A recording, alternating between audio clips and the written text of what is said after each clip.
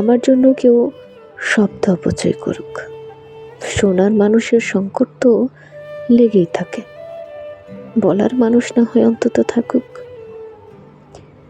মাঝে মাঝে শুধু শুনতে ইচ্ছে করে, নীরব শ্রোতার মতন প্রবল আগ্রহ নিয়ে কাউকে শুনতে ইচ্ছে হয়।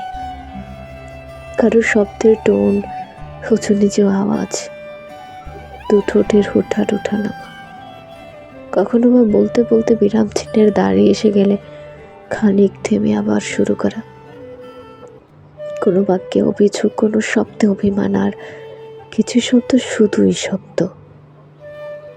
আমি আমি সেসব শব্দের অর্থ বুঝতে চেষ্টা করি। শুনতে শুনতে মনোযোগ বাড়ে, প্রতিটা কথা বিশ্লেষণ করতে ইচ্ছে হয়।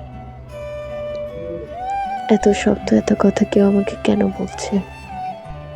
তার সেই মুহূর্তে গুরুত্বপূর্ণ বিষয় কেউ একজন আমাকে বলছে, যার শ্রোতার পরিধি জুড়ে শুধু আমিই বিস্তৃত।